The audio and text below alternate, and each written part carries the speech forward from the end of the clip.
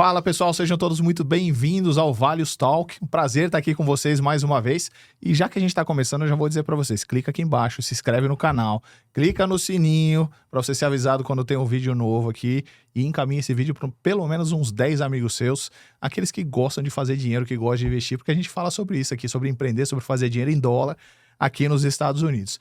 E hoje eu estou aqui acompanhado do Luiz Gustavo, que todos vocês já conhecem, e estou acompanhado também do Fabrício. E a gente vai contar um pouquinho aqui da história do Fabrício e tem muita ligação com o que a gente faz aqui na Vários. Vocês vão entender isso daqui a pouquinho. Fabrício, obrigado pelo seu tempo, obrigado por estar aqui com a gente, ter aceitado esse convite aqui de vir contar um pouquinho da sua história brilhante aqui na terra do Tio Sam. Obrigado, Raul. Obrigado, Luiz. É um prazer estar aqui com vocês hoje. Parabéns aí pelo sucesso da Vários. E vamos lá. Vamos embora. Bom, falar desse cara aqui é uma coisa que eu gosto bastante, né, Raulzão? Porra, demais. Porra, esse cara é um amigo, um mentor, é um cara que eu admiro, ele sabe disso. A gente estava aqui brincando aqui no backstage, né, conversando, e quanta coisa a gente já atravessou, né, Fabricião? Já são quase 10 anos de amizade, são 8 anos já de parceria comercial em sociedades isoladas. Pô, e ter o Fabrício aqui com a gente, né? É um cara que todo mundo que investe no fundo Values Income sabe quem ele é. Oh. E hoje nós estamos mostrando a cara do cara. Ó, só pra você Só pra você saber, Fabrício, a gente conta a tua história para todo mundo que investe com a gente no Income. Porque por trás do Income tem a escola, por trás da escola tá você. Né? Então eu quero aproveitar o gancho do Raul, te agradecer, mano. Tá? Valeu. Obrigado. Obrigado por ter vindo. Fica à vontade, aí, o microfone é seu, a gente vai te fazer umas perguntas, mas antes de mais nada, cara, me conta aí. A turma precisa saber. Quem que é o Fabrizio Spinelli? Obrigado. Bom, é legal também para mim poder conversar um pouco com esses investidores, esse pessoal da Vários, porque fica difícil a gente conhecer um a um, né? A gente tem um relacionamento nós mesmos aqui e acaba que na correria aí não dá para ver todo mundo. Então, legal. Verdade. Falar um pouquinho então de mim, Fabrizio Spinelli, eu sou filho de imigrante italiano para o Brasil, né? Meus pais foram empreendedores muito fortes no Brasil, eles ralaram mesmo, começaram juntos ali do nada, cresceram, tiveram uma empresa na área de moda e sapatos, várias lojas, fábricas, etc. E eu comecei a trabalhar muito cedo, vindo do imigrante italiano que chegou com 21 anos no Brasil, para ele tudo era trabalho, então todo dia era dia de trabalho, todo sábado e domingo, 13 anos, era colocar sapato no pé das pessoas e trabalhar. Isso é uma chave poderosa que a gente sempre fala aqui, né, Raul? O privilégio de ser um imigrante, né? Quando o cara não tem, ele estoura aquela ponte, ele não tem opção de voltar. Né? O gás que ele dá para dar certo é diferente de quem já nasceu em berço esplêndido, né? É o primeiro passo, né? Estourar a ponte. Estourar a ponte, ou seja, o cara, com os pais dele saíram da Itália para dar certo no Brasil, é outra conversa. E os dois foram uma influência grande na nossa vida, porque meu pai é um cara muito criativo, muito da área de produção e tal, e a minha mãe é uma pessoa extremamente inteligente, assim, um QI muito alto, financeira, sempre pensando ali, também estilista, né? Então ela tinha também o lado criativo e tal. Então os dois empreendedores de verdade mesmo, né?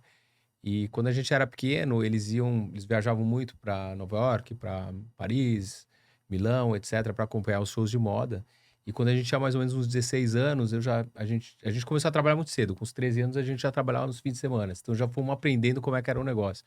E Legal. com 16 anos, eu lembro, eu cheguei a tocar durante os meses que eles ficavam fora, a gente tocando uma operação com mais de 300 funcionários dentro da fábrica, eu tocando a parte... Nessa época, eu tinha 16 anos, eu toquei a parte de financeira da empresa. E naquela época, você está falando final dos anos 80, né?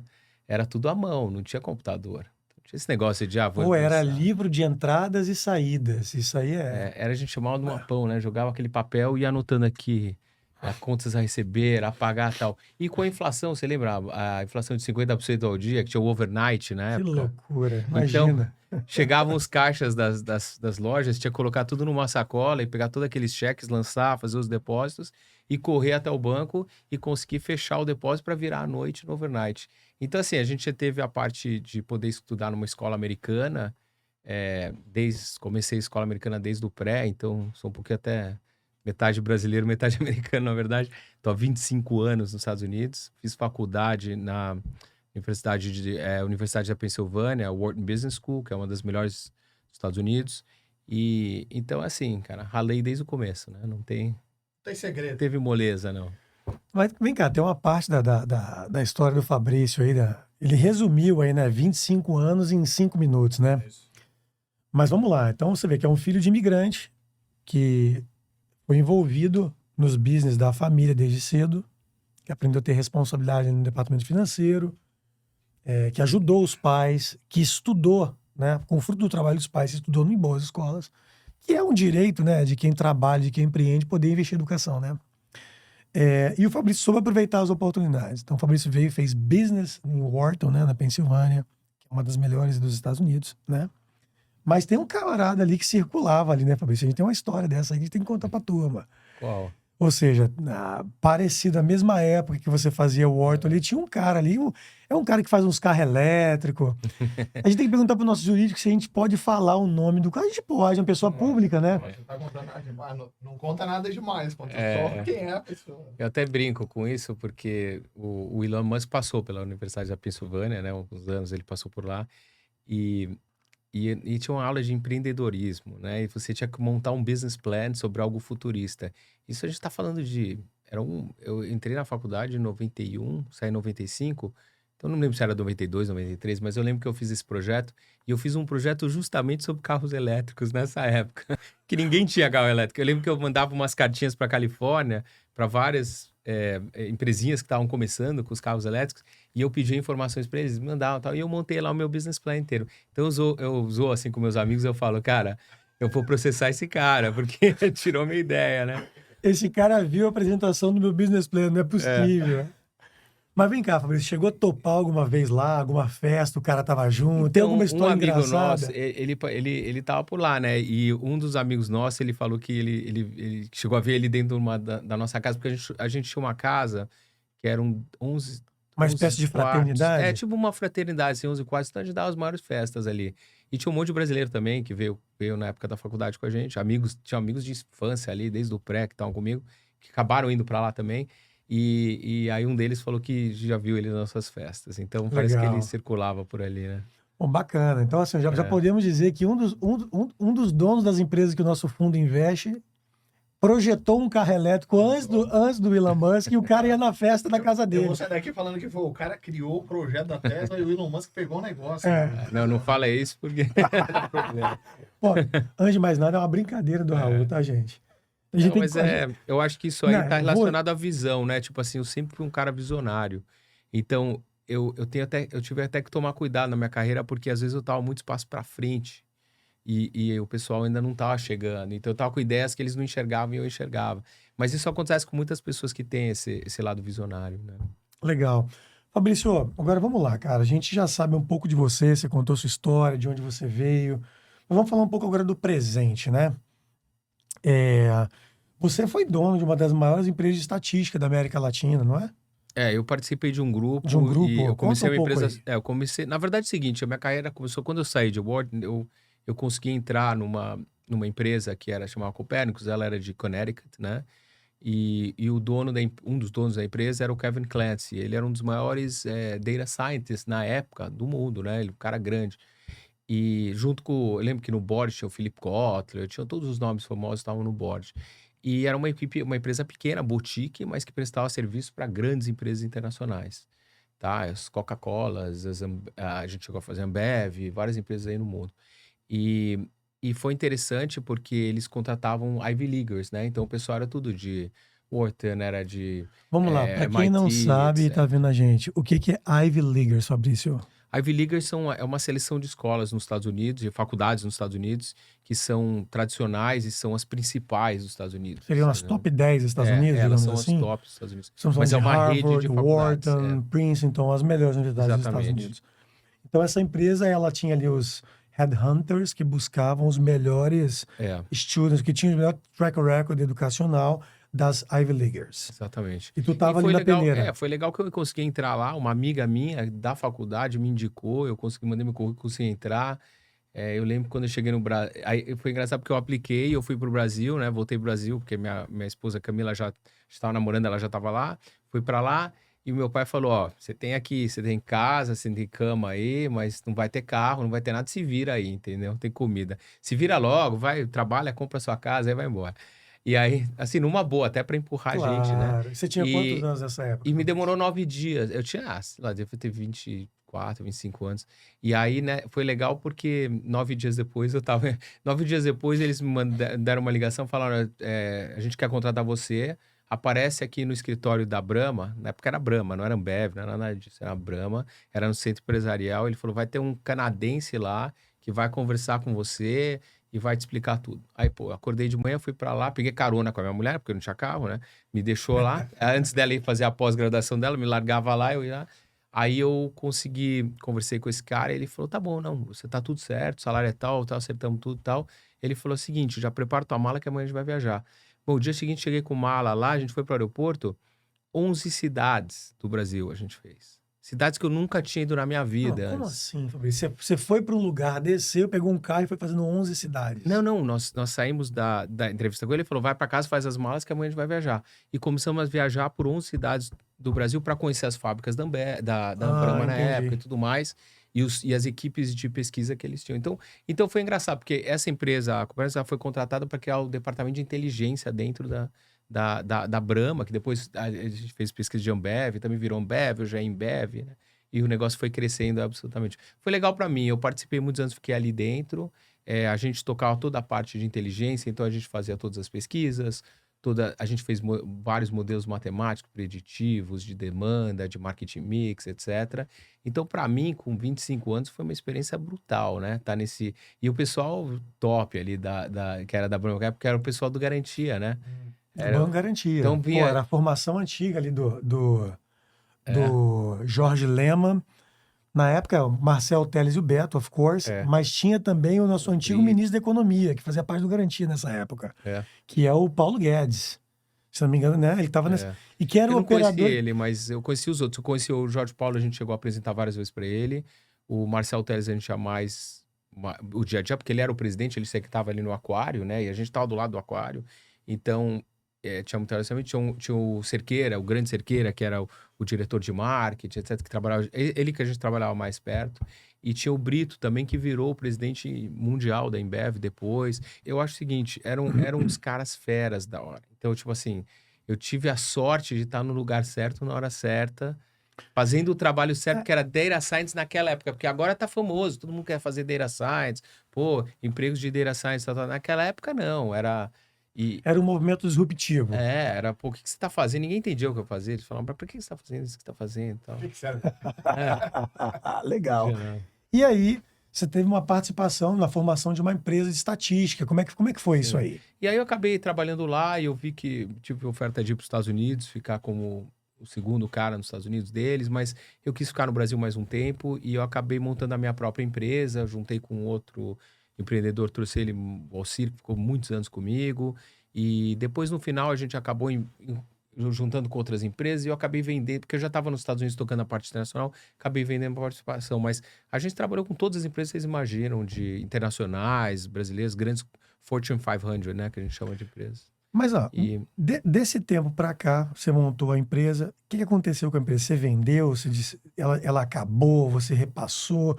Porque assim, ó, eu quero entender como é que essas suas guinadas te fez sair do Brasil muito jovem, estudar nos Estados Unidos, voltar para o Brasil, empreender lá e depois voltar para os Estados Unidos de novo para expandir a operação internacional.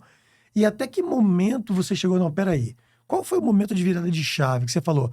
Acabou esse ciclo para a gente entender como é que você está montando a maior rede de educação infantil desse país atualmente, meu amigo. Porque são segmentos... Embora você traz o seu know-how, seu coeficiente intelectual, seu conhecimento acadêmico, embora o que você fez a vida inteira favorece o seu business hoje, mas é um business totalmente diferente, é um outro mercado. Sim, diferente. Como é que você chegou até esse momento de criar um currículo, de entender esse gap do mercado? Conta pra gente, antes do branding, que nós vamos falar agora da Amazing Explorers, que a gente é fãzaço, o fundo compra pra caramba esse projeto, né? Hoje é um dos maiores recebedores de dinheiro do nosso fundo. Né? Para quem não sabe, quase... Corrija aí, é o maior. É o maior, exatamente. É o maior. Talvez passe no futuro para o multifamily, mas até agora o cara que mais recebe dinheiro do nosso fundo, fora do nosso fundo é a empresa do Fabrício, né? Mas como é que foi isso aí, Fabrício? Me conta, cara, onde foi a virada de chave, cara? Não, foi boa a sua pergunta, foi na hora certa, porque aí eu tive essa experiência de tocar essa empresa muitos anos, né, de pesquisa e consultoria no Brasil, e a gente teve a América Latina, depois abri o escritório internacional, fui tocando isso durante muitos anos. Foi legal porque eu fui aprendendo todos os diferentes segmentos. Então, a gente era muito forte na área médica e também na farmacêutica, né, e também muito forte na área de comércio, etc. Então foi legal para mim porque eu aprendi, por exemplo, tinha consultoria para uma escola ou para uma faculdade, ao mesmo tempo de consultoria para cerveja, para carro, para o que você imagina estava lá no meio. Então você passava por tantos projetos e você ia aprendendo ao longo do caminho. Uma das experiências que me ajudou na decisão que eu tomei depois foi que eu fui convidado por um antropólogo que era de Princeton, né? E ele estava participando com esse grupo de Harvard, que teve o Dr. Zaltman, que era da Harvard Business School, ele era o diretor da Harvard Business School, ele montou um grupo chamado The Mind of the Market in Harvard, né?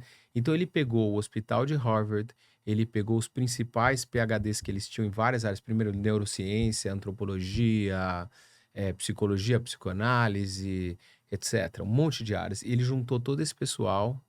Era um bando de maluco, né? Pô, Tudo teoria e maneiríssimo. tal. E aí ele juntou esse pessoal e falou, tá bom, agora como é que a Harvard Business School vai ajudar isso tudo a compor um grupo aqui pra gente entender a mente inconsciente? E na época, a gente tá falando isso no começo dos anos 90, que eles iniciou o projeto. E era assim, foi quando se aprendeu mais na década de 90 do que em toda a história da humanidade sobre o cérebro. Então, eles começaram a ver os MRIs, né, essas ressonâncias magnéticas do cérebro, comparando isso com... Por exemplo, você tem o hardware e o software, uma coisa é o cérebro, como ele performa, o sangue que flui, a glucose, todas as ativações do cérebro. E aí você tem a mente. Que aí, Opa! então vamos falar hardware e software, E muita gente software, fala... exato. Muita gente usa essa comparação, às vezes não é exata, mas é legal, Claro. ajuda. E aí na mente, cara, a mente é um negócio extremo, a mente é um universo, né? Porque tem mais conexões na sua mente do que galáxias no universo, planetas, etc. Loucura, né? É uma loucura, são trilhões. Então o que acontece é, como é que a gente junta isso e começa a entender sobre o cérebro? Então eles começaram, o que eles fizeram? Junto com esses dados, eles começaram a criar metodologias de pesquisa para poder entrevistar pessoas para entender o que elas sentiam no inconsciente. Não só consciente, então começaram a filtrar. Porque claro que os dois estão extremamente ligados, mas elas conseguiam mapear esses pensamentos. Então, por exemplo, você comprou um carro e você fala para mim que você comprou o carro porque ele anda rápido, por exemplo. Mas para você, por que é importante andar rápido? Claro. Entendeu? Aí você vai subindo nos níveis e você vai sempre sair de um atributo para um benefício e você vai vai passando por fase, chegando numa emoção. E a emoção é o que vai guiar o seu inconsciente a tomar essa decisão no final. Só que essa loucura. história, ela é inconsciente. Então, muitas vezes, você não consegue nem explicar essa história. Porque, conscientemente, você tem um filtro que vai dizer que não. Eu comprei por causa disso, por causa do preço, do vendedor, tal. Mas não tem nada a ver, foi emoção. Ó, vocês que são fundo, se eu botar 20 produtos aqui, todos eles dão uma margem de 12% ao ano, tá? Qual que você vai escolher? Você não vai... Vai ser uma escolha emocional, certamente. Com certeza. Vai ser empatia, afinidade, o que você acredita. Ou seja, vão ser fatores inconscientes que te impulsionam a ter uma escolha.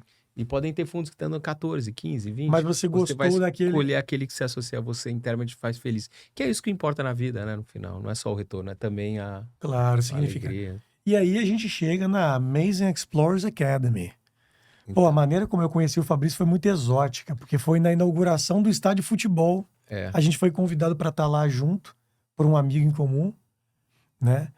E o cara falou comigo, pô, você tem que conhecer esse cara, meu. O cara tá criando um currículo, uma estrutura, ele precisa de alguém para ajudar ele com a questão do imóvel, né? Eu falei, pô, legal. Naquela época a nossa vocação era só construção. A gente pensava só em construir. A gente não tinha ainda o know-how de gestão financeira associada a imóveis comerciais e residenciais. Mas era onde a gente estava naquele momento, numa outra configuração empresarial, né? E o cara nos apresentou. Cara, o Fabrício, como vocês estão vendo aqui, nem um pouco rápido ao se explicar, focado, ele sentou comigo. O jogo ali, estava eu e meu filho, esse amigo nosso intermediano, e o Fabrício e os filhos dele. Na época eram pequenos meninos, né? E o Fabrício sentou, me explicou rapidamente. Eu falei, cara, esse cara ou é um louco, ou esse cara vai bater bilhão. O último que bateu o bilhão eu não aproveitei, mas esse aqui eu vou ajudar ele de alguma forma. Eu preciso ajudar esse cara a botar esse projeto para começar. E ali a gente startou uma amizade, né? E a gente foi criando conexões. Acabou que meu ex-sócio na época, né? Já era um cara que ele conhecia, a mulher dele já tinha tido uma experiência de trabalho com ele. Então, de novo, a vida atraiu ali. E a gente não sabe se é por sorte ou por acaso. A gente se conheceu, mas você tava com a Amazing Explorers ainda era um concept. Não existia o Viro naquela época. Foi antes de comprar o Viro. Só para te lembrar disso. Eu lembrei de coisa, porque a sociedade que vocês tinham lá, a gente era muito amigo já, né, de outras coisas, e a gente se conheceu aquele dia, e a gente conversou, lembro até hoje mesmo, no Orlando City, lá no jogo. No jogo. O Flávio tava lá em cima. Foi louco. E foi legal pra caramba. Então, eu acho o seguinte, Como é que você sai de uma empresa de estatística e chega à conclusão? Eu quero saber esse gap, Fabrício. Tá. Ó. Pô, e aí? Vendeu a empresa lá de estatística, saiu daquilo, capitalizou, agora é um Fabrício mais maduro, que já trabalhou numa multinacional, que saiu de uma das melhores universidades do mundo, trabalhou numa das maiores empresas do mundo, montou uma das maiores empresas de estatística e análise e consultoria do mundo, vendeu essa operação, né? Que foi o que aconteceu. Você vendeu, você saiu da operação, você estava cacifado, você estava maduro. Como é que você olhou para a educação infantil? Como é que foi isso, cara? Então, essa história veio daquela história que eu estava contando antes do pessoal de Harvard, porque eles me convidaram, eles pegaram, acho que foram 7 caras no mundo que participaram desse projeto, e a gente implementou isso em grandes empresas multinacionais no mundo inteiro. Eu lembro que teve um pipeline, eu não vou falar as empresas, mas um pipeline para uma das maiores empresas de alimentação, mundial de inovação. Então teve uma série de projetos muito legais. E o negócio funcionou realmente. Essa pesquisa funcionava muito bem. A gente chegava assim naquele sentimento, a gente chamava da grande ideia, né? Aquela ideia central que ditava o quê? Ditava o produto, o desenvolvimento do conceito do produto, o RH, quem são as pessoas, você tem a cultura da empresa. Tudo que acontecia dentro daquela empresa vinha dessa grande ideia. Então, foi um projeto muito legal e funcionou em grandes empresas. Aí, quando eu vendi a minha empresa, eu resolvi vender e tal, porque a empresa começou a crescer, começa a mudar, etc. Eu falei, bom, agora é hora de sair. Eu saí, aí eu parei em casa e falei, o que eu vou fazer? E foi aí que eu voltei atrás das 2 histórias que eu contei. Uma das experiências de ter trabalho com tantos produtos e da outra de ter esse arsenal, essa ferramenta na minha mão de poder falar, cara, eu consigo entrar na mente das pessoas e entender o que elas querem. E eu vou usar isso, essa vez eu vou usar isso para mim. Eu não vou usar isso para... Em favor de uma empresa que está me contratando. Eu estava sempre fazendo consultoria para várias empresas ao mesmo tempo. Falei, vou fazer uma só, bem feita, com calma, e eu vou usar essas técnicas. Então, o que eu fiz? Eu comecei a olhar o que eu acho. Eu queria fazer alguma coisa que ia ajudar, que ia ser bom para o mundo, sabe? Não adianta ficar fazendo... Cara, agora ele virou uma chave muito importante. Assim, Fabrício, a gente é um podcast livre, não é religioso, nem ideológico, nem político. Mas todo mundo tem bases e princípios. E aqui todo mundo que segue a gente, nós temos um engajamento grande, a empresa está crescendo muito, você sabe. Né? Inclusive, o Fabrício é um dos mentores da Valios, né? Que é uma coisa que a gente vai falar no final. Mas todos nós aqui somos cristãos e temos responsabilidade no que a gente fala. E para nós tem muito peso isso. Porque empresa batendo na porta de um fundo de investimento, pedindo dinheiro, é igual um banco, né? Uma pessoa está num banco e fala, eu quero um empréstimo. Então, a empresa batendo na nossa porta, a gente não é a soma, milésimo do que seremos. Mas já temos um tamanho interessante para quem começou para uma empresa jovem. E empresa de investimento ela acaba sendo um alvo de outras empresas que precisam de fund. Então a galera bate, pô, eu tô com um projeto, bate o tempo todo, toda hora tem projeto. Só que, vem cá, quem tá por trás? Primeiro é quem? Qual o propósito? Qual o propósito? Pra quê? Porque assim, a gente não quer investir em algo que vai deixar as pessoas drogadas, alcoolizadas. A gente respeita quem trabalha com isso. Mas nós não queremos, né? Dentro do nosso fundo, não. Também, né? Pô, e você falou uma coisa que para nós é muito importante.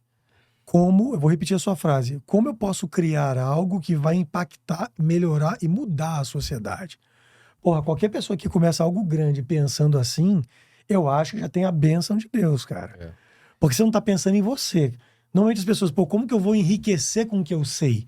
Não que esteja errado, ganhar dinheiro não é problema. Uma das coisas que eu acho muito importante que eu fiz na vida foi gerar muitos empregos.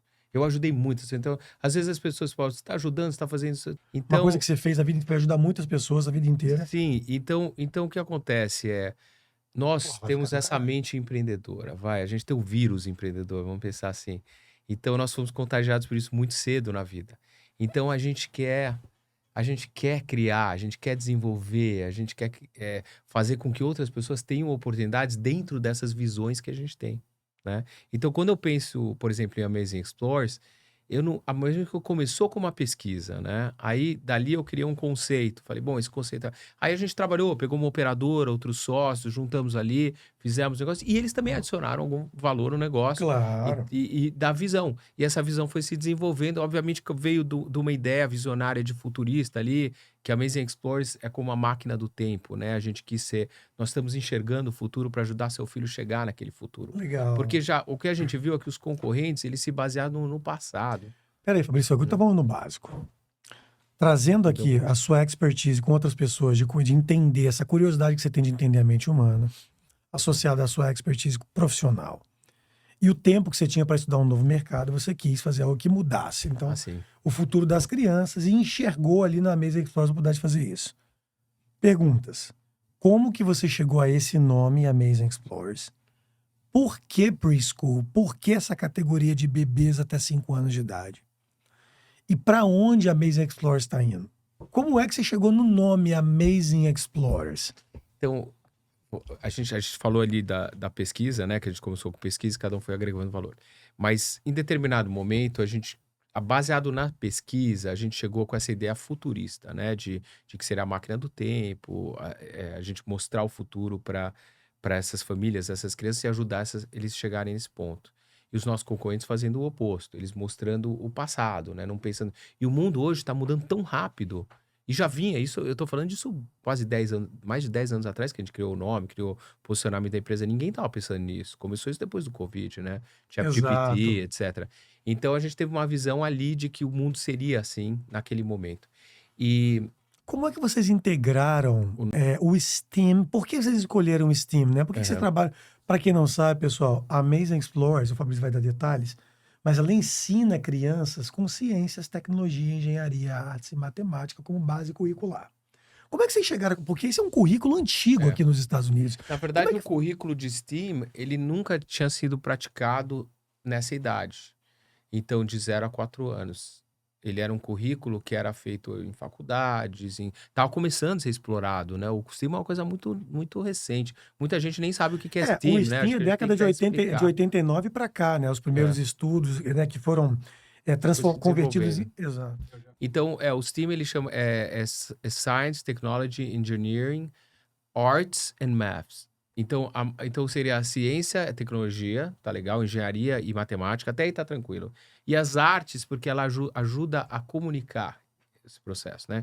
Agora todo mundo fala, pô, mas isso aí tem toda a escola. Não é verdade? Tem essas disciplinas, tem toda a escola. A diferença do STEAM não é exatamente isso. A diferença que eu vejo forte no STEAM é que você mistura todas essas disciplinas em uma experiência. Então, o cérebro, quando uma pessoa você oferece um estímulo, uma aula, o que for para a pessoa, a primeira parte é a atenção. Você pegou a atenção ou não, né? Então você tem que conseguir aquela atenção. A segunda parte é se ela vai gostar daquilo, se ela vai ter interesse naquilo. E aí você começa a entrar ali colocando os outros elementos. Então o que a gente fez? A gente pegou um grupo de acadêmicos na Universidade aqui Central da Flórida, a gente convidou eles para participarem do projeto. Obviamente, da onde veio o STEAM, né? Antes disso, o STEAM veio da ideia da pesquisa, se nós vamos dar o futuro, qual que é a metodologia do futuro? Qual que é o Exato. branding do futuro? Qual que é a imagem do prédio do futuro? Tudo isso vai para aquele big idea que eu falei antes, tá? Então a gente chamou esse time, eles vieram, começaram a analisar e falaram, pô, a gente tá fazendo isso aqui para high school, etc. Estamos começando a fazer para middle school. A gente falou, pô, a gente pode criar aqui um grupo e fazer um processo para pré-escola? Ele falou, beleza, vamos fazer isso junto. Então a gente chamou, pagou esses acadêmicos e tal, e começou o processo. No começo era estranho, porque a gente não teve base. Não existia um currículo pronto para isso. Não existia. E também não dava certo você falar que nem muitas escolas hoje dizem que elas são STEAM, mas elas não são STEAM, porque que acontece? Eles colocaram ali um microscópio laboratório. no cantinho, laboratório. Mas o processo, a educação inteira está sendo como STEAM, porque na educação STEAM você tem uma experiência. Por exemplo, em vez de chegar aqui e falar, cara, nós vamos dar uma aula hoje sobre engenharia e sei lá o quê. Aí não, a gente fala, bom, vamos contar uma história. Hoje vocês vão participar de uma história. Então é Jack and the Beanstalk, né? Como é que fala em português? Tem um nome essa história? Não. O João do Pé de João Pé de Feijão. Feijão. Pô, me lembrou. Então, a gente chega, só que tem um problema, não tem pé de feijão. Então, como é que você vai subir? Então, eles começam a falar, tá bom, qual que é a ciência? O que que eu tenho que plantar? Plantar semente, etc, na terra. A engenharia, tá bom, mas ele vai crescer torto? Como é que eu coloco uns pedacinhos de madeira para ir acompanhando para que ele cresça na diagonal, pra gente poder subir uma escadinha? E o peso, agora, qual que é o peso disso? Vai afundar, né? Vai afundar o pé de feijão ou não? Então, você começa, dentro de uma história, você coloca todos os elementos, então a criança nem percebe que ela tá fazendo exercício, tá? Tem várias histórias dessas. Então o legal é que, assim, ela participa de um conto de fábulas e ela não participa de um negócio chato, que nem quando a gente foi pra escola, sentava lá na classe, o cara falava 5 horas lá e você tava quase dormindo ali no final, então a tua atenção diminuía e o teu resultado final era pequeno.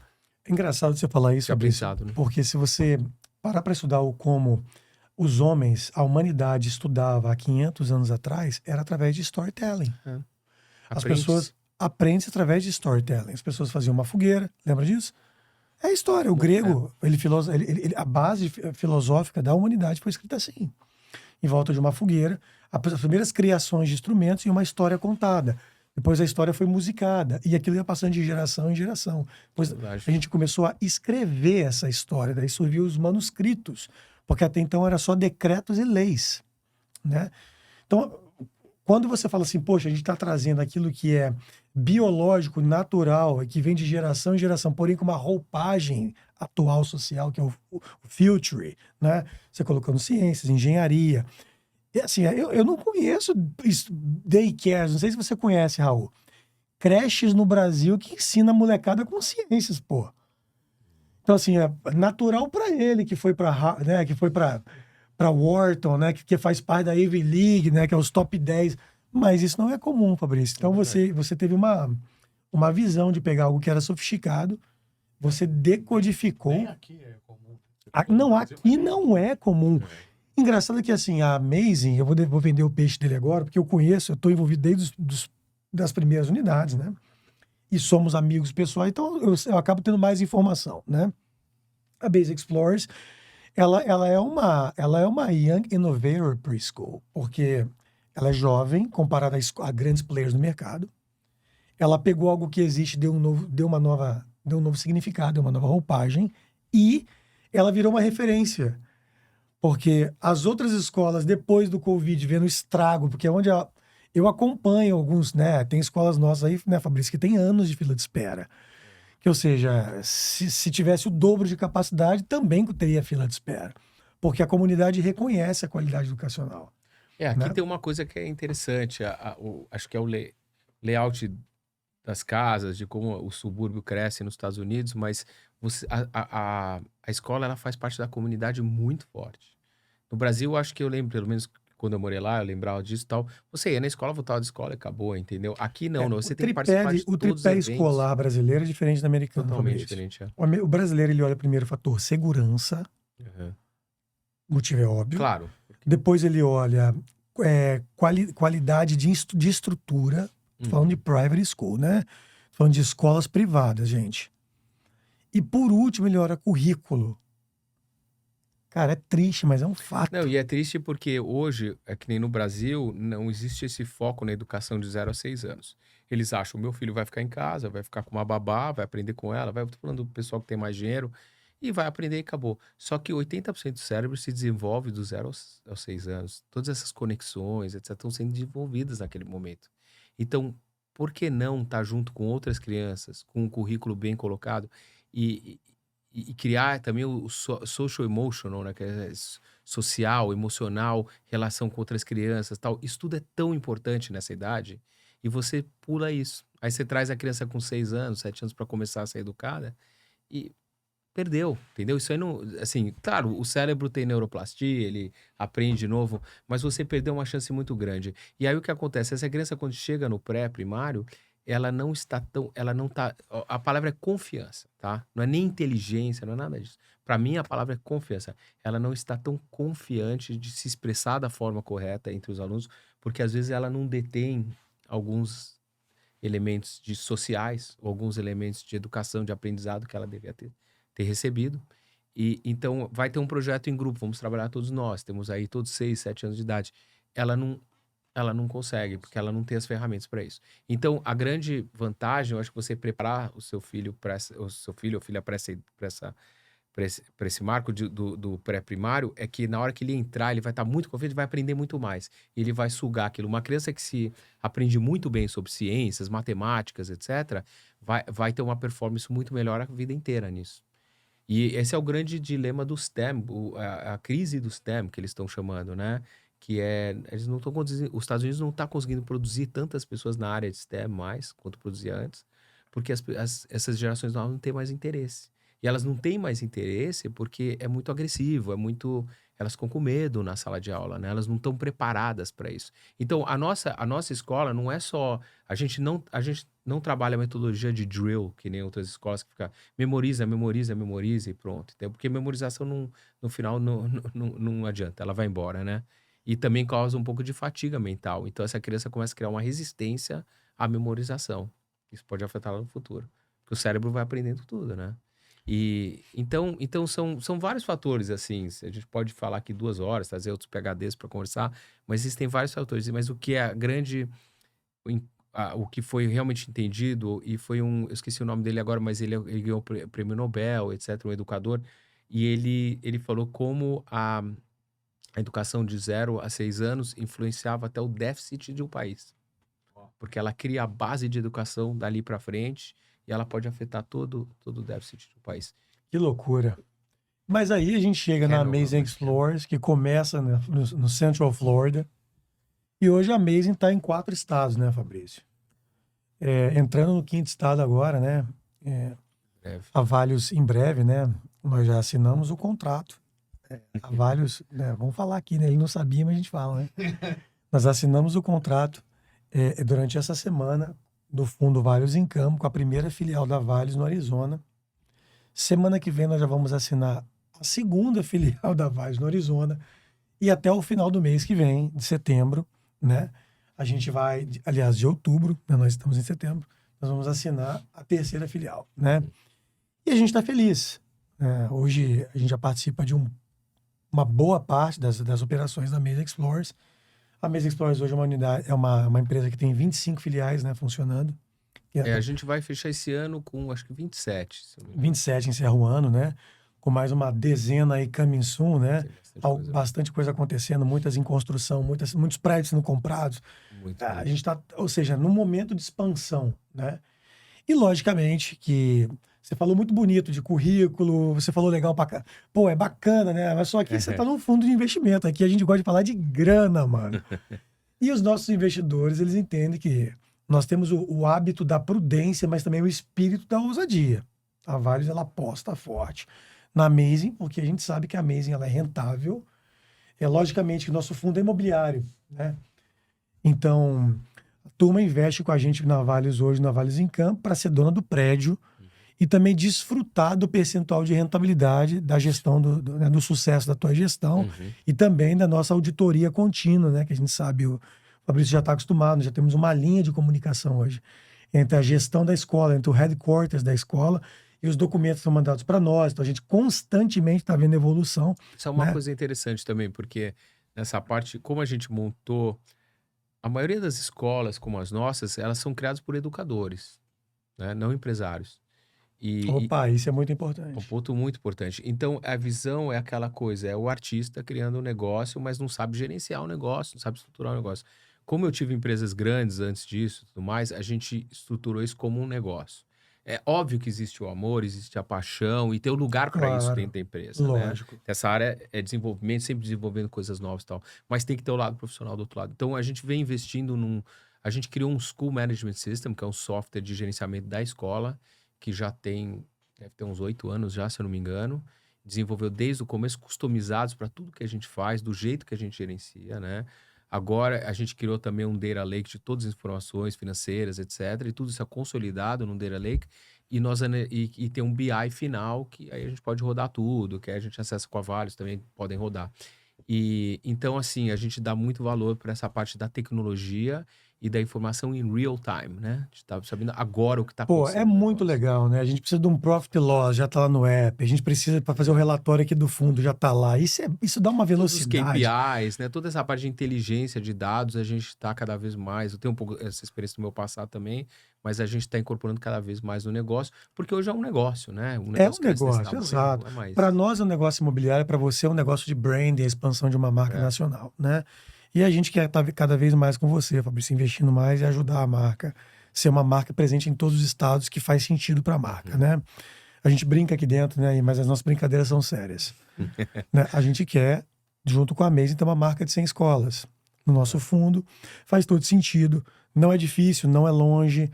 Representa uma boa fatia financeira, mas também não é nada extraordinário. O mercado suporta, né? Porque, assim, você pensa assim, o Texas é maior que o Brasil em PIB. É maior que o muito Brasil. louco. A Flórida é quase do tamanho do Brasil. Então, aqui o mercado é gigantesco, O né? Texas, Fabrício, se separasse dos Estados Unidos, seria a quarta maior economia do Do mundo. mundo, né? O Texas, em termos econômicos, ele é mais forte que a França, a Itália e a Inglaterra juntos. Incrível. Nós estamos falando do Texas. E pra gente que vai lá toda hora, tá lá, tem os relacionamentos, você realmente se vê, né? Exato. Você vê pelos bairros, os subúrbios lá são ricos. Para você que está renda nos alta, assistindo, o Fabrício, ele é um apaixonado pela cidade de Dallas. Desde que eu mudei para lá, coincidentemente, ele não parou de ir para lá, né? E ele tá quase indo para lá, porque agora tua filha tá fazendo SMU, né, a gente Fabrício? vai e volta toda hora, minha filha tá na SMU. Ou ele tem uma filha que tá meus estudando filhos, lá. O Luigi e o Enzo adoram. se apaixonar por Bianca. Dallas, né? O Raulzão também, a gente tá com uma linha nova dentro do fundo Growth, que é a construção de condomínios bom. em algumas áreas específicas, né? Highland Park, Heath. E o Fabrício tá namorando, o Raulzão tá namorando uma terra lá. Eu acho Sabe que eu logo, acho logo... engraçado, pra mim, me lembra um pouco São Paulo antes, assim, tipo aquelas áreas tipo Jardins, etc. Porque tem os buraquinhos também, né? Que nem São Paulo. Mas é bonito, tem as árvores, e os restaurantes também, não é essas... Por exemplo, aqui em Orlando você tem as cadeias de restaurantes, né? Comerciais, assim, tal. Lá não, é aquele restaurante pequenininho, altíssima qualidade, né? É muito gostoso, é charmoso, né? Acho que esse é o ponto principal. Uma cidade grande, mas com aquele detalhezinho da cidade pequena. Exatamente. É bom demais, eu gosto muito. Muito gosto demais. E um mercado muito forte, né? A gente tem uma escola lá, em Prosper, a gente tá abrindo a segunda em Stonebridge agora. Estamos planejando Isso, a Vale novas está colocando aí. duas novas unidades lá, que é Frisco e Salt Lake. Estamos Aqui a atrás gente de se terreno pra compromete isso. com força. Você que já é investidor do fundo Income, você que vai assistir esse vídeo, em breve, Ou você que não é e gostaria de ser. nós estaremos lançando as duas maiores unidades da Amazing Explorer nos bairros. Ó, você não precisa ir para Dallas para poder conhecer Dallas. Eu tô lá. Você já investe com a gente porque você já sabe que a gente está olhando o mercado. A gente vai colocar as duas maiores escolas nos dois principais bairros. Não que os outros que já tem, são bons também, mas acredita no que eu estou falando. Eu moro lá e eu não vou dar essa chance de você me cobrar lá na minha casa. Dos dois melhores bairros de Dallas, e a gente vai estourar. O prédio vai ser um forte, espetáculo. mercado muito forte. E para quem não entende, porque muitas vezes que eu converso, principalmente brasileiros e tal, perguntam, mas como é que vai crescer isso, etc, unidades. Hoje tem concorrentes que tem 1.000 unidades nos Estados Unidos, né? Tem muitas unidades. Fabrício, E o qual mercado que é, americano... na sua visão, o big dream, a big picture da Amazing Explorers? Porque, ó, vou te falar, Aham. você tem um sonho, a Vales tem outro. É. Para nós vamos abrir capital da Amazing Explorer. Se você vai querer ou não, é outra conversa. Eu tenho, na verdade, é muito importante que eu tenha um sócio, né? Nós somos sócios nessa operação e eu desenvolvo uma área dos Estados Unidos, ele envolve a outra, a gente caminha junto e até por eficiência, né? Porque não dá para desenvolver tudo sozinho e a gente discute às vezes o posicionamento aí de onde a gente quer chegar, etc. A gente ainda não tem uma definição total de onde quer chegar, porque a gente sabe que a gente tem que passar de um certo número de escolas para até valer a pena, sabe, ir para a próxima fase, né? Então, hoje o foco total que a gente combinou é focar em unidades, é crescer o negócio, né? Crescer com qualidade, né? Organizado e com qualidade, porque Quando você tem um EBITDA alto e tá tudo funcionando, tá tudo lindo, não tem problema, os caminhos são todos, né? Tem vários caminhos para você perseguir. Agora, quando você tá com uma operação que não está indo muito bem, aí você se limita. Então hoje o nosso maior desafio não é nem tanto precisamos crescer rápido, precisamos crescer com consistência, com força, organização, para que nós conseguimos chegar um dia naquela meta lá em cima. Qual é a meta lá em cima? A meta eu acho que é inevitável lá em cima. Um dia vai ter que consolidar, né? Vai ter que entrar capital, fazer alguma coisa maior, com certeza. Porque não dá, chega uma hora que você como empresário, sozinho, ali 2 caras tocando uma empresa gigantesca, e também... Ele vai precisar de um fundo de investimento que capitaliza isso, que bota dinheiro lá dentro para poder trazer um outro nível operacional. Consolidar. E também, eu acho que até por o tamanho do business vai se tornar muito maior, né? E aí você tem, hoje em dia tem jovens aí fantásticos, tem gente muito boa que a gente tem que trazer para dentro. Então a gente quer também criar uma empresa um dia que atrai esses talentos. A Amazing poderia ter 300 unidades a nível Estados Unidos, Fabrício? Pode ter tranquilo. A gente pode. Hoje nos Estados Unidos é que tá, que nem a gente estava conversando aquele dia. Só no Texas dá para fazer mais de 100 unidades, né? O Texas é um país. Só no né? Texas. Isso aí é. E aí você tem pockets, né, que a gente chama. Então você tem um pocket aqui, que é uma cidade que dá para pôr 10. Tem uma área aqui que dá para pôr 20. Tem uma área que pôr... Então tem vários pockets muito bons. Não necessariamente, não precisa ser o estado, mas são esses pockets é o que determina a colocação da escola. Porque nós estamos buscando aí um demográfico muito específico, né? Que é um demográfico grande nos Estados Unidos, mas ele é muito específico. Como é que você enxerga a educação no futuro? Porque muito se fala sobre educação digital, a introdução do robô que é inevitável a partir de 2030. A gente tem esses estudos aqui na Vale, não tem como segurar, né? Mas claro que, assim, a questão afetiva e a educação, ela tá ligada a uma glândula do cérebro que é um neurotransmissor de afeto. Então, tanto é que toda criança que tem sinestesia com o professor ou identificação emocional, ela tende a gostar mais daquela matéria por conta da pessoa, porque é uma questão interpessoal, né? Como é que você associa um elemento fundamental da base social, que está associado, que é um elemento emocional, né? Educação emocional, com essa introdução da tecnologia e esse novo mundo que nós estamos entrando? Como é que vai ser daqui a 10 anos, na sua visão, Fabrício? Assim, é difícil de prever quando, né? Porque as coisas estão acontecendo muito rápido e também tem coisas que estão dando certo e outras que não estão dando certo, né? E eu acho que se você... Eu vi um cara falando isso outro dia, eu não lembro quem era, numa entrevista, mas falando exatamente isso, que quando saiu a televisão, os caras falaram, acabou o mundo, né, meu? Porque vai todo mundo ficar o dia inteiro na televisão. Pra que você vai sair? Você tem a televisão ali, o cara... Sabe, tem as pessoas ali, entretenimento, pra que eu vou sair de casa? Isso foi acontecendo com tudo, esse telefone, desde o printing press lá atrás, né? Exato. Então eu acho o seguinte, que as gerações vão ditando isso. E tem o pêndulo também, né? Que é uma geração que vai de cabeça nisso. E aí vai ter o pushback do outro lado, da outra geração, que vai falar, eu não quero cair nisso. Porque uma das coisas que me preocupa muito hoje é esses pais que estão por causa de tempo, por exemplo, vai trabalhar remoto em casa e decide, não, meu filho vai ficar em casa com a educação em casa. E joga o iPad na mão do filho e o filho tem 2 anos de idade e está sendo educado por um iPad.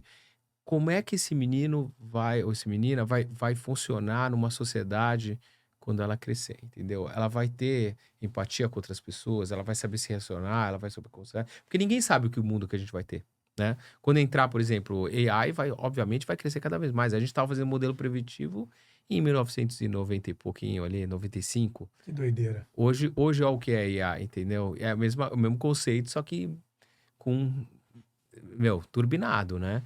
Então a robótica está entrando, vai fazer uma série de coisas. Eu acho que tinha até um movimento que eu vi, não sei se foi na Inglaterra, que eles falam, being human, né? Ser humano. Então, eu acho que vão ter movimentos desses, vão continuar. Para contrabalançar essa histeria, né? E outro, é um experimento, né? Porque essas crianças estão fazendo agora, o que vai acontecer? A gente sabe. Exato. Só vamos saber daqui a 15 anos. E outra coisa, nós não temos ainda a estatística do quanto isso afetou na questão neurocerebral delas. Exatamente, não sabe. Na questão interpessoal, relação, né? De novo, por mais técnico que a pessoa possa ser, nós somos seres emocionais também. De forma trina falando.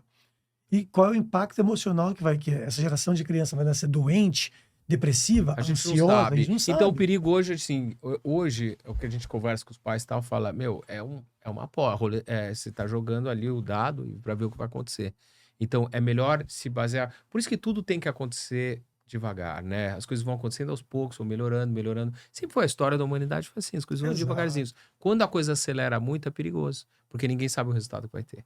Então, o que a gente sempre comenta com os pais, olha, cuidado com muito tempo na tecnologia, né?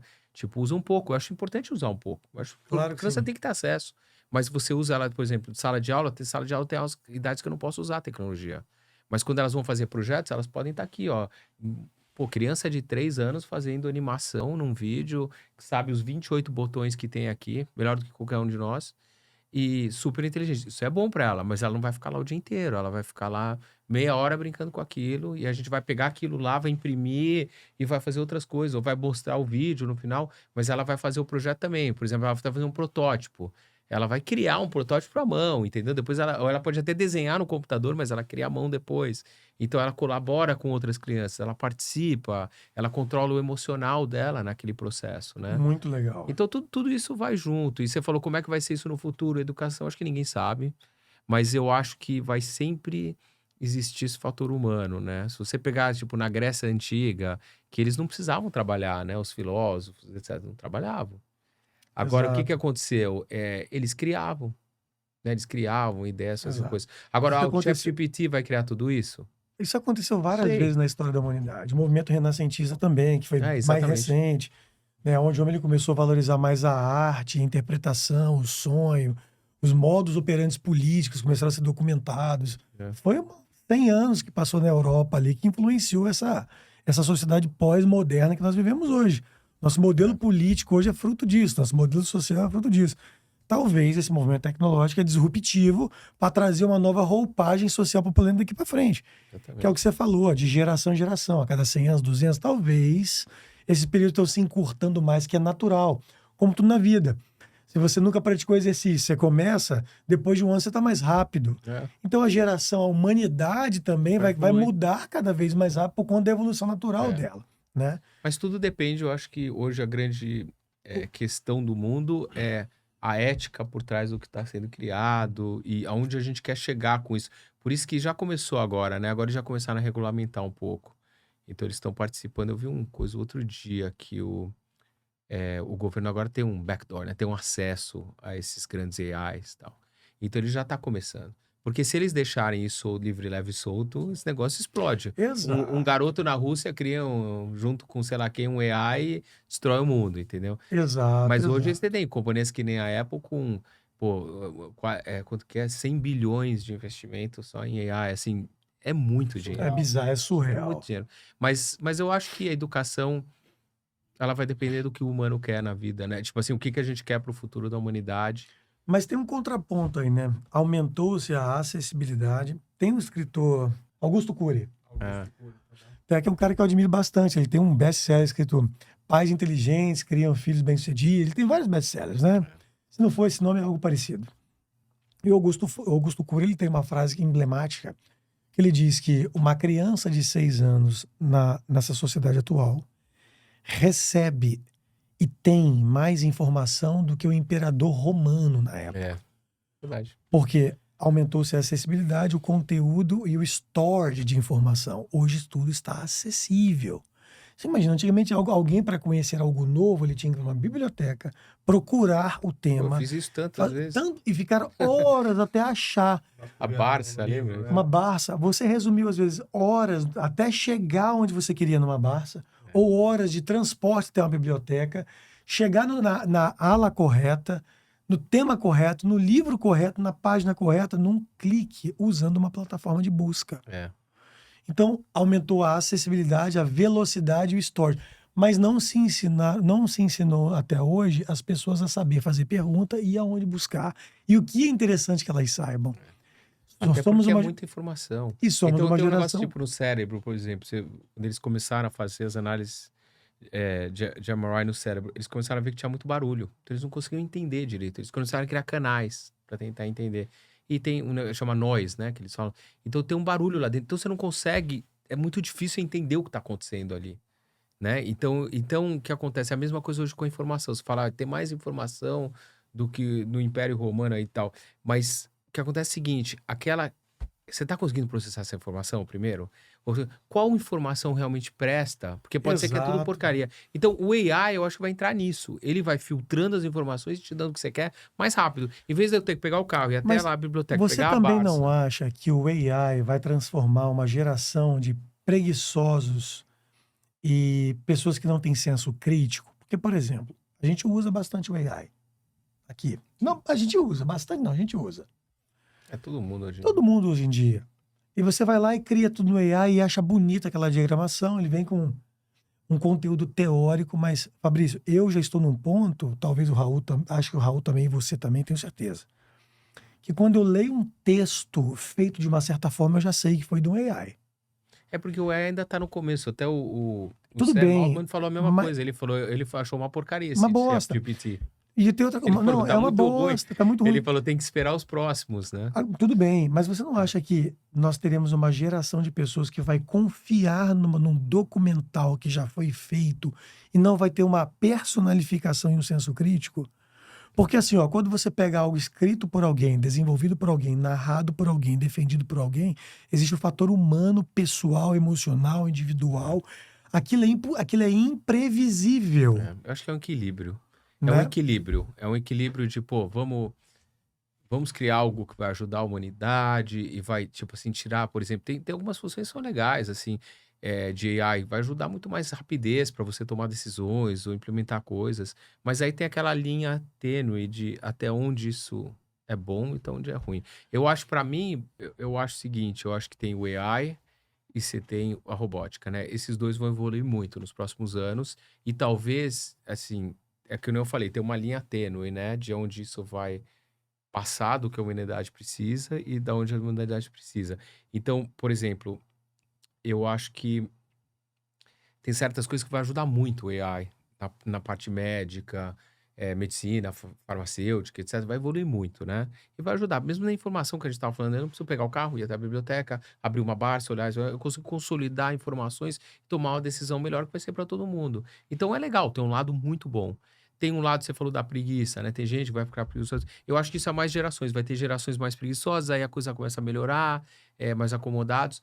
Mas a verdade é que o AI vai evoluir exponencialmente durante os anos. A robótica também. O que me mais preocupa é a relação do ser humano no mundo metaverso. É o VR, né?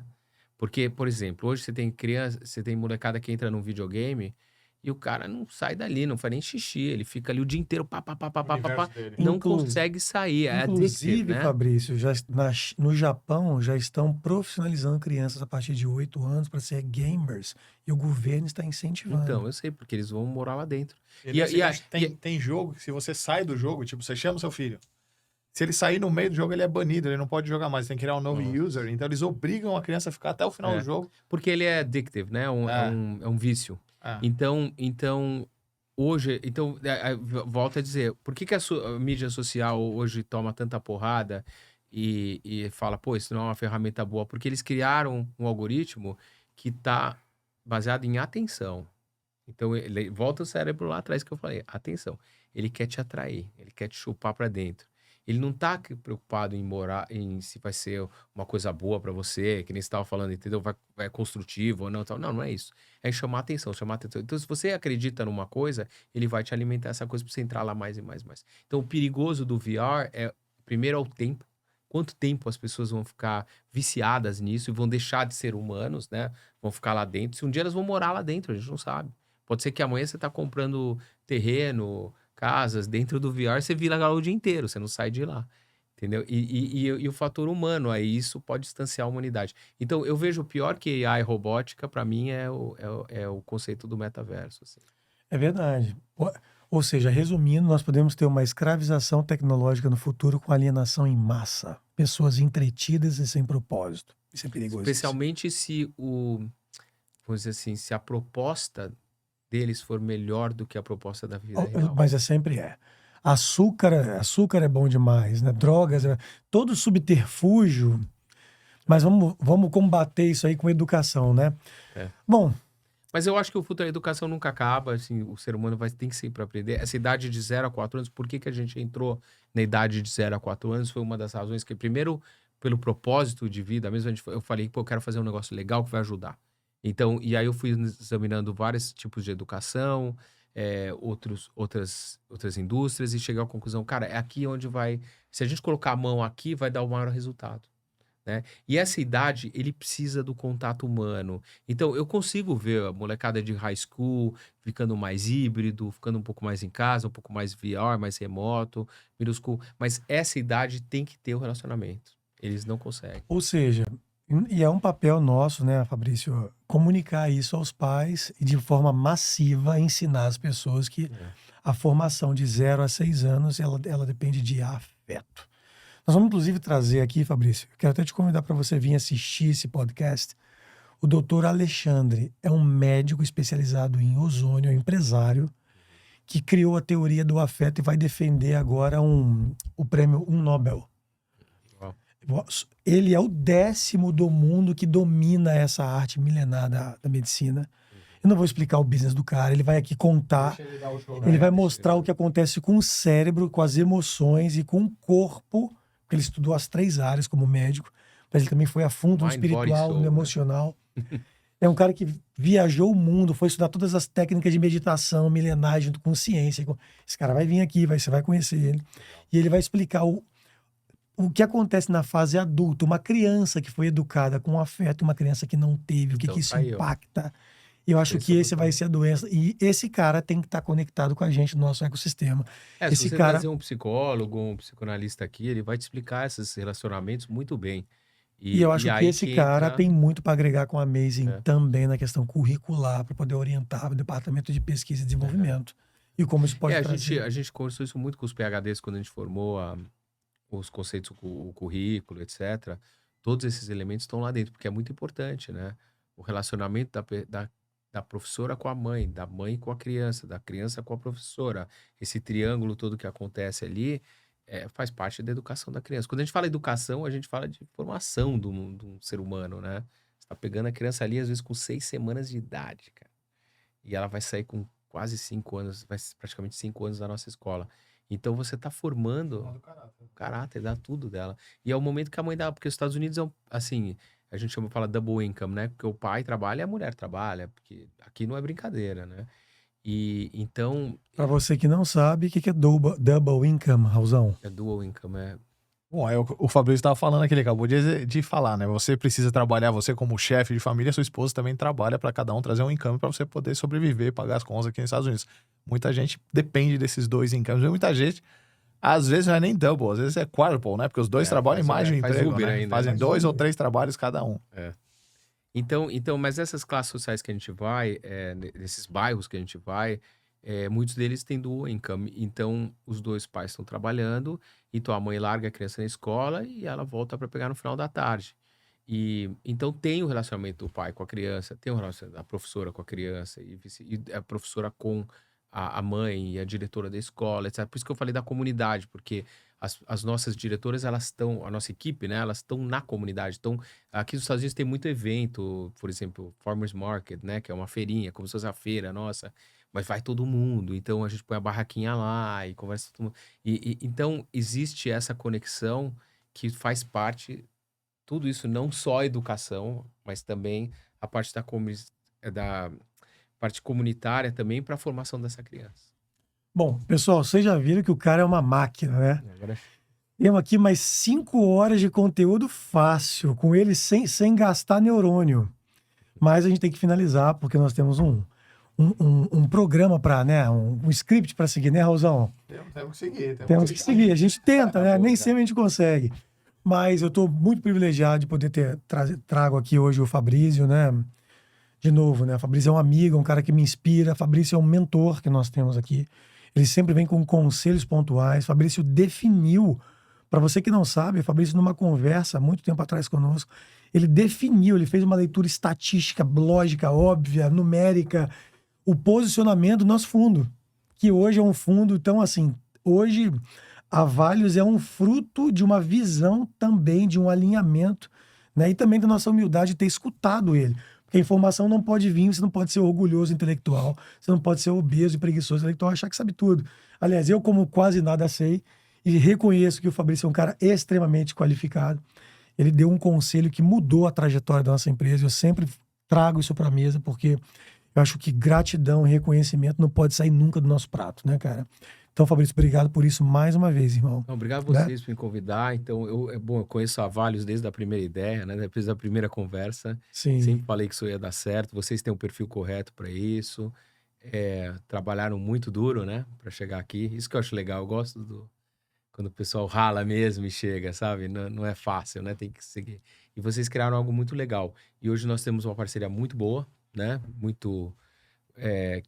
que uma previsão de crescimento muito bom dos dois lados, né? Nessa parceria. E, cara, é isso aí. Eu acho que... Eu tenho uma proposta para te fazer. Nós, né? Pra gente encerrar com chave de ouro aqui. Ao vivo? Ao vivo. Então vai. A proposta para te fazer. Eu tenho um sonho de criar um reality show da Amazing do zero, Raulzão. O dinheiro saindo, ó, o dinheiro saindo da conta do fundo em tempo real, sendo transferido ali, a gente filmando, entrando lá para o empreiteiro. Não, antes disso, a gente comprando a terra, entrando para o empreiteiro, edificando o prédio, você vendo do zero essa escola nascer. Depois, a equipe do Fabrício entrando, estabelecendo, assumindo a operação, diretora, treinamento. Você vê do zero, os primeiros alunos, os primeiros enrollments, o que está acontecendo, como é que o zero cresceu, nasceu o prédio, encheu, voltou para você. Bora, Fabrício. Não, muito legal. Eu acho Vamos muito... fazer no Texas? E, cara, tem tantas histórias, tantas coisas acontecem. E essa é a parte mais legal de todas. Pra mim, sempre que eu gostei, é de chegar lá e ver o pedaço de terra, aquilo, e eu tiro as fotos e tal, e quando eu vejo cheio de criança gritando, aquele barulhão, aquela bagunça, sabe? Aquilo dá prazer pra...